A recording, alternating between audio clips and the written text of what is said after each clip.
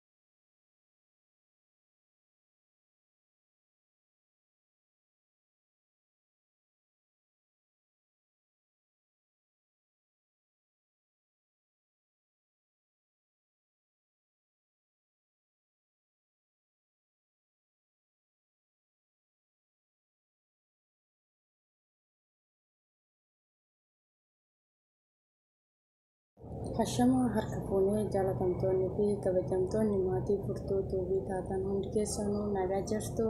bakka jirtanitti nageenyi jaalalli waaqayyo isiniif yaa baay'atu akkasumas warroonni amantaa kiristaanotas taatan warroonni amantaa biraattis hordoftan bakka jirtanitti nageenyi jaalalli waaqayyo isin wajjin haa ta'u akkasumas immoo waaqayyo bakka jirtanitti nagaa keessan isiniif yaa kennu.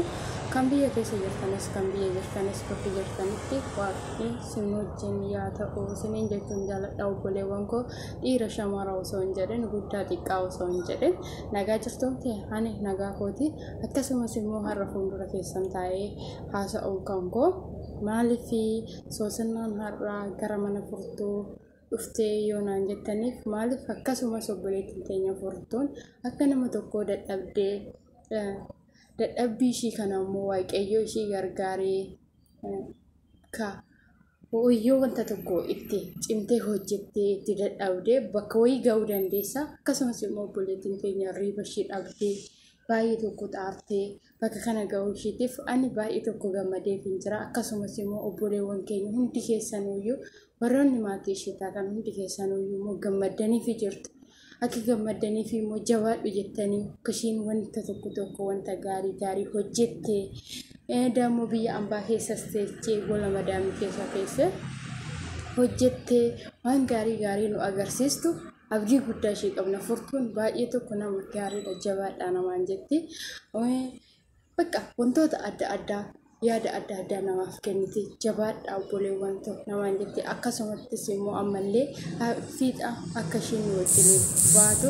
abdii isheerraa qabna akkasumas immoo jabaadhu sin jechuu jaalanna obboleettii too akkuma amma hojjettee kaayyoo kee bakka kanaan geetti ammas immoo akka kaayyoo kee galmaan geessu abdii guddaa sirra qabna obboleettii koo jabaadhu sin jechuun jaaladha akkasumas immoo hordoftoonni mana furtuu jalatti argamtan maatiiwwan ishii hundi keessanuyyuu bakka nu wallaalee yoo jiraate bakka kanatti wallaaltee jirta jedhaatoo koomentii ishii jalatti naaf barreessaa isiniin jechuun jaaladha akkasumas immoo furtuu obboleettii koo bakka gammadee irra deebi'ee isin jechuun jaaladha gammachuun kee ammas fiixa siyaa ba'u nama waan gaarii irratti hojjetee wantoota adda addaa irratti hojjetee nu agarsiistee nus immoo karoora kee qabannee galma geenyu nu haa taasisu hunduma keenyayyuu nagaanuu ta'e jabaadhu waaqayyo si haa jabeessu bakka gammadee sin jechuun jaaladha obboleettii koo har'allee borullee suma bira jirra sin jechuu jaalan hundumti keenyayyuu si bira jirra jechuu jaalanna akkasumas immoo nagaanaa ta'a hundi keessanuu bakka jirtanitti nageenyi waaqayyo sin wajjin haa ta'u siniin jechuun jaaladha obboleewwan koo hundi keessanuu.